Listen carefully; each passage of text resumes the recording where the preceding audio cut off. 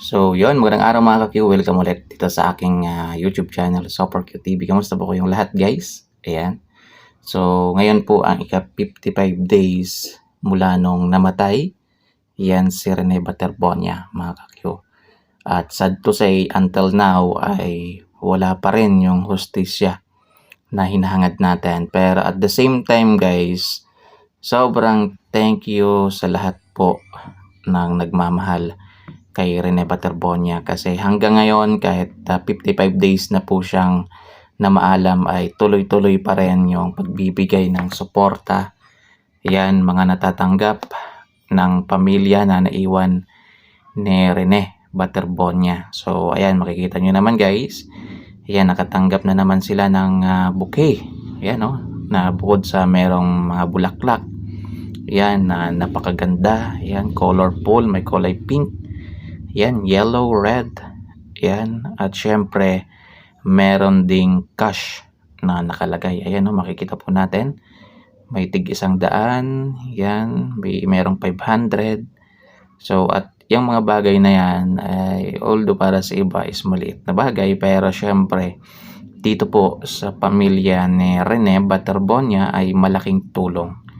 Yan, malaking tulong po sa kanila at syempre kahit papano sa mga suporta yan na nakukuha nila sa ibang tao, mga ka-Q, ay lumalakas. Yan, at naging motivated po sila. Yan, para magpatuloy at para makamit yung hustisya po dito sa pagkamatay ng kanilang anak na si Rene Baterbonia. So, yon, namatay si Rene noong June 8, yan, 2026. So, ngayon is August 2, 2026.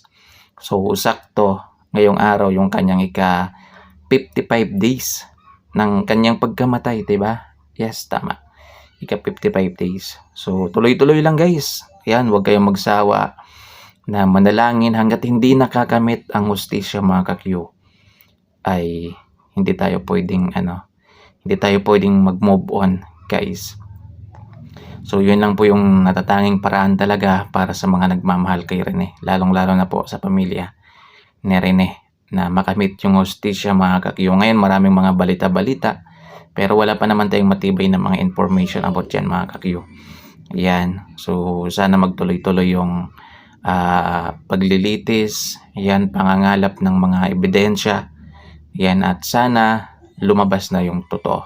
Yan, para kahit papaano makapagpatuloy naman yung mga nagmamahal kay Rene, lalong-lalo na po yung kanyang pamilya na hanggang ngayon, yan, sumisigaw pa rin ang hustisya sa pagkamatay ni Rene Baterbonia. So, yun lang guys. Yan, maraming salamat. Happy Sunday po sa ating lahat. Yan, please like, comment, and subscribe na lang po dito sa aking YouTube channel. Thank you so much.